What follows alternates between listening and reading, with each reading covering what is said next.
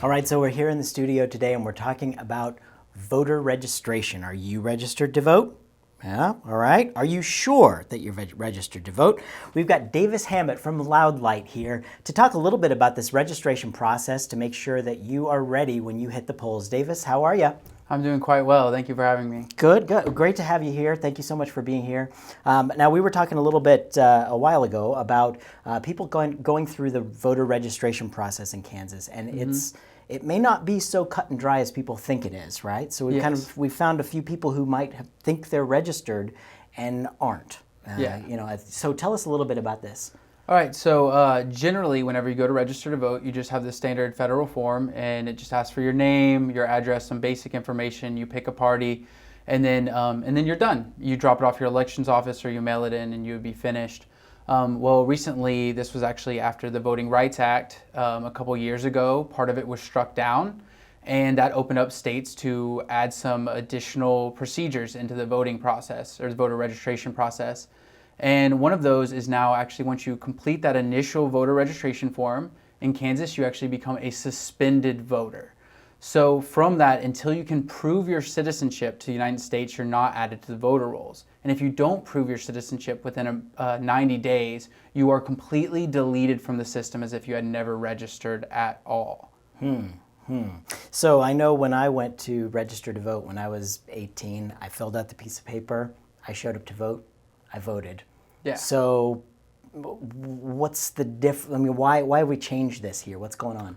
So the argument would go, the reason that we need this is to essentially protect against undocumented individuals voting. However, we do know that the penalty if you commit voter fraud, is penalty of perjury, is at least 5 years in jail. It's an extreme penalty, and we actually have no factual basis. There's no data that says we have a problem with undocumented individuals voting. But that is how it was sold to us. So they created the SAFE Act here in Kansas in 2011, and it began taking place in 2013. So that's why all these procedures are still here. There's a lot of concern from the academic community about it disenfranchising voters, preventing a lot of people from being able to participate. Because in addition to the proof of citizenship, which is something like a birth certificate or a passport, things that maybe you don't know where they are, you don't have them laying around, or maybe you don't have the money to even get one. We also have a photo ID requirement at the polls, which adds an additional burden. You have to go to the DMV. We have some other obstacles, like we know up to 1 in 4 Black citizens do not have a government-issued photo ID. And these can be costly to get. So there's several obstacles that are put in place. And the idea is safety. But we have a huge concern coming through, and actually now the ACLU has launched several lawsuits against the state of Kansas because the data is starting to look like it's actually preventing people from voting instead of protecting them and their vote. So if I fill out the form and I think I'm good to go, and I haven't sent in a copy of my birth certificate, now a photo ID, meaning your driver's license, is that enough to register with? So no. So proof of citizenship, you would have to have a valid document. So you can go to loudlight.org/vote, actually, and we have all the hurdles you might have to go through, and it just follows you through the steps. But the only real valid proof of citizenship is the easiest, most common one is the birth certificate. And then you have a passport or naturalization documents. Those are really the only ones we see submitted. And with the photo ID, there are several different ones. And I think we do allow student IDs now and tribal IDs. So there's several that are valid for that, but they have to be issued by the government for a photo ID to work. Okay.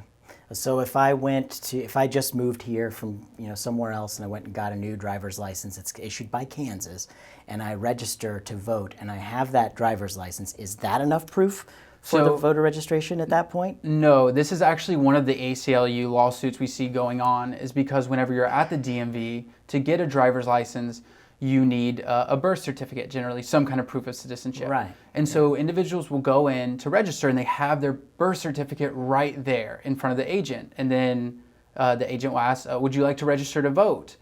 And so they do, and they just figure my birth certificate was right there with me in front of at the DMV. I must be good. Well, unless you get your proof of citizenship to your local county elections office, it is not valid and it does not count. We actually have the lawsuit follows. There's a veteran in Kansas who was unable to vote last election because he didn't realize it because he thought he had submitted proof at the DMV. Wow, wow. Well, that's definitely an issue that we need to be checking out to make sure. And even if you've been registered for years, it doesn't hurt to check to make sure that you're registered to vote. Loud Light, tell us a little bit about Loud Light before we wrap this segment up here. And why are you doing this? So Loud Light is about you becoming a visible vocal force for good in your community. And I came to Kansas several years ago, and I started working in some universities, and I would talk with concerned students and about different issues facing the state, and they would get really excited, and they would ask, how many of you are voting? And I was a little bit shocked to see so few people engaged. And I found this, and when I started looking into the statistics, I found that Kansas has much lower than national averages.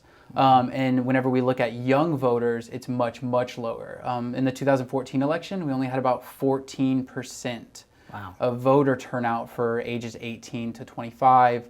The millennial generation just really isn't engaged in this process, but they have so much at stake. We all have so much at stake. And so it's about getting registered, getting involved, and then going to the next level.